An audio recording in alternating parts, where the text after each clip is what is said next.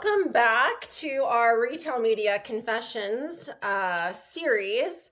This is episode 2. We did do a predictions episode, which is kind of episode 0, but this is our second installment of this awesome series. Andrew is here with me today, and because we love spicy topics, we thought we would talk a little bit about KPIs. And how do you create plans that are aligned to KPIs and have the right expectations without kind of, going through the process where by the time you get to the end of it, you have no idea what your strategy was. But everything is measured with ROAS. So that I know that's a passionate topic of Andrew. Actually, we had a little sidebar before this, and I had to tell myself to calm down so that we can actually get on here and record this without coming in too hot. So we'll see how that goes. First, I want to turn it over to Andrew for a little preview, and then we are going to cut to a quick confession. So, Leah, it's great to be here. How nerdy are we that KPIs are a spicy topic? But they are, right? We both are very passionate on this one. And listen, it's not news to anyone that ROAS is an imperfect metric. In many cases, it is way worse than imperfect. It's misleading and very detrimental to brands. I think that the issue here is that organizations are built around these incentives because ROAS and cost efficiency go hand in hand, right? Brands are incentivized through procurement to keep costs as low as possible on media.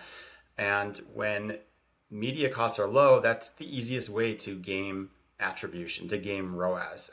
The only problem is that it doesn't really drive incremental sales most of the time. And so, it comes down to brands. Basically, there's the old saying, you can have it fast, cheap, or good. Pick 2 out of 3. The brands at the end of the day want all 3 at the same time, and it just can't happen. Well, we're going to turn it over to a quick guest for a confession. Take it away. I'm Matt Fanatazier from the Tradedesk, and my confession is that any marketer can game the system to make a KPI look good, but it takes strategy, creativity, and technology to drive real outcomes for a business. That's because it's important that we are anchoring on the job to be done and thinking about, are we trying to drive sales, new buyers, NPI velocity, whatever it is, because there's not one perfect metric. And it's important that that strategy carries through from planning all the way to execution. ROAS or iROAS or ROI, all of these things are a diagnostic. They tell you how you're performing against certain conditions. If you are buying cheap CPMs and targeting people who are already likely to buy your product, it's really easy to make some of these figures look really, really good, specifically a ROAS figure.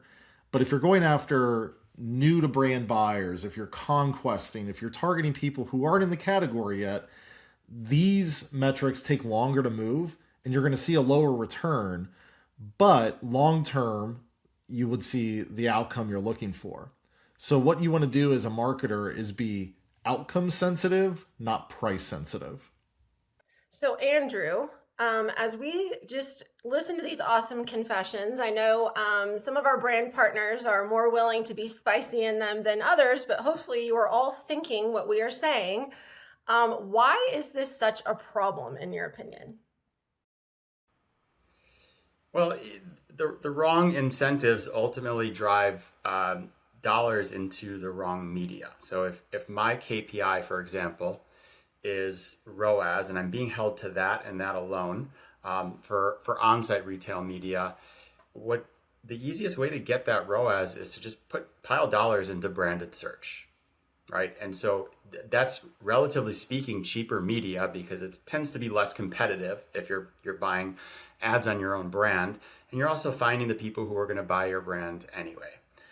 So ROAS looks great. The media is cheaper. Those two things, again, go hand in hand. But the incrementality is not there. And, retargeting is another one that comes up all the time. Again, you're finding the people who are probably going to convert anyway. But again, it's one of those tactics that looks really good from a ROAS perspective. So if you're not optimizing to incrementality, then ultimately you're not going to get the result that you want. And sometimes iROAS corresponds to lower ROAS. That's reality. Yeah, I really think it's a systemic issue. You have so many people involved in the process, and each trying to share their values. So, you have someone at an advertiser, maybe it's a shopper marketing manager or an omni manager, maybe a brand manager. And for them, it is about diagnosing where the growth needs to come from. And so I do think that there are well-intended strategies.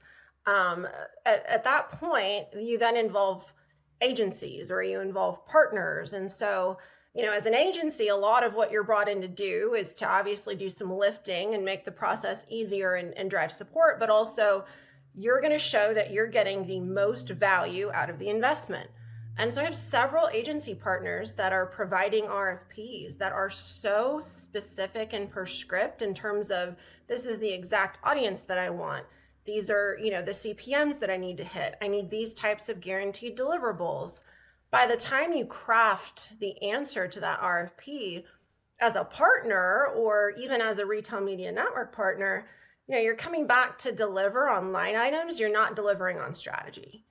And then, we're all held to the same standard of, well, we need to measure this thing and come back and prove that it worked. And to your point, ROAS in most cases, could be appropriate with certain tactics, but for the most part, we're getting asked for incremental gains. We're getting asked to help encapsulate, what did we drive here in terms of this investment? And at that point, I'm not sure who's accountable for that spend. Like, I don't feel like when you deliver on line items that the accountability shifts to the deliverer of media. Just my, hot opinion over here. I'm going to try not to sweat through this episode. The brands will come back and push on the CPM or eCPM, right? Isn't that's pretty common? And the issue then is if you're being held accountable to that cost efficiency, where do the impressions end up having to go? It's not your quality media, right? And so it's just not as designed to drive that effectiveness that you're really going after. Yeah, I mean, I feel like, if I was to reinvent the system, I would love it if we could have more candid conversations at the onset where, a brand or an agency says, I need to drive incremental sales because they always do. That is marketing. So we're all on the same page. But then we start unpacking how. And that's where we need to understand the insights coming to the table. Do you need new shoppers? Well, that's what this investment looks like. Do you need additional trips? Do you need purchase frequency? Those strategies exist. I just don't think that they're being appropriately translated back into actual deliverable, metrics and plans. If I had my druthers, I would never have someone come back to me again and say, hey, we didn't choose this RFP from you because you didn't have high enough guaranteed carts or your eCPMs were 2 cents too high. It's like, well, is the strategy correct? Or because at the end of the day, the line items are like little levers. If you want more engagement or more clicks or more carts, that means you're going to have a higher eCPM, like you're going after specific people for a specific action. Whereas if you want to drive mass awareness, that's where you're going to get low eCPMs. But at the end of the day, the engagements are going to be lower. It's a pulley system that I'm not sure everybody quite understands. In terms of your recommendations, what would you encourage our partners to do to build more impactful incremental campaigns?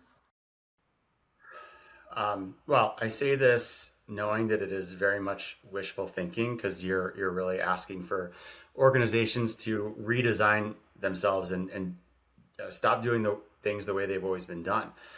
But it really all goes back up to finance and procurement at the end of the day. That's the weight that is pushing on that cost efficiency metric. In a perfect world, you stop optimizing the cost efficiency because it's going to drive you into lower quality media and that's going to drive your effectiveness down.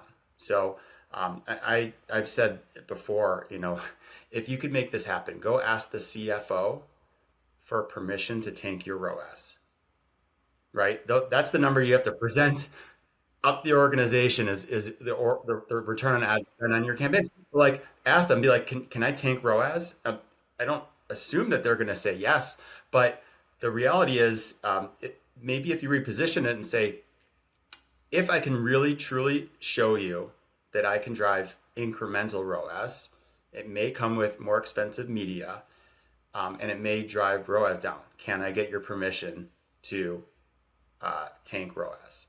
And then if it's positioned properly, maybe you'll get a yes, or see if you can try and experiment within the organization for a brand, and then see if you can widen that approach. Again, organizations are built around this, so it's going to be pretty entrenched. But maybe there is hope that we can start to evolve our thinking on some of these KPIs.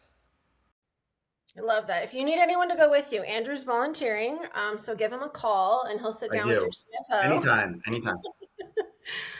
Well, in terms of this episode, hopefully you all found it enlightening. Maybe some of you are sweating with us because we do feel like this is a very hot topic, and hopefully that reframe creates some urgency to go out and try some things and hold your partners accountable for driving actual impact. Stop editing lines. You're not going to get their editing line items. There will be more of these episodes. Episode 3 will be coming soon. And until then, we can't wait to see what you guys say in the comments. We are looking forward to some memes and spicy call outs. Thanks, guys. See you next time.